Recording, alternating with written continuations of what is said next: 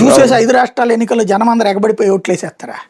Delimitation జరిగిందని దీన్ని అసలు దానికి జనగణన ఆలస్యం అవుద్దా సార్? అంటే జనాభా ప్రాతిపదికనే వెళ్తే గనక మళ్ళీ ఆలస్యమేం లేదు, వచ్చేడాదికి అవ్వాలని కదా లెక్క. 27 ఎండింగ్ అవుతాయి. వీళ్ళు డీలిమిటేషన్ కి అదంటల్లా, వీళ్ళు అనేటటువంటిది మహిళా రిజర్వేషన్ కి. డీలిమిటేషన్ ఏమో అట్టొద్దు, ఎట్ట కావాలంటే ఎట్టగో తెలీదు. అంటే ఒక రకంగా సార్ ఇది భారతీయ జనతా పార్టీకి కూడా ఒక అవకాశంగా మారింది. అంటే డీలిమిటేషన్ వ్యతిరేకిస్తే మహిళా రిజర్వేషన్ వ్యతిరేకించినట్టే.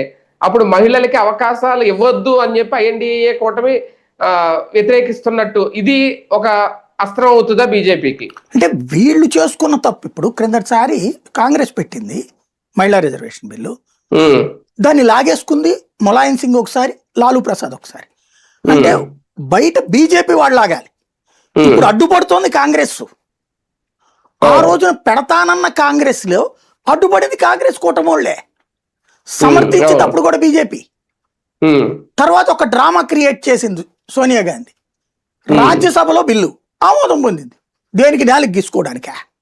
రాజ్యసభలో బిల్లు ఆమోదం పొందితే ఏం వరుగుతుంది? మళ్ళీ లోక్సభలో ఆమోదం పొందాలి కదా, మెజార్టీ నీ దగ్గరే ఉంది.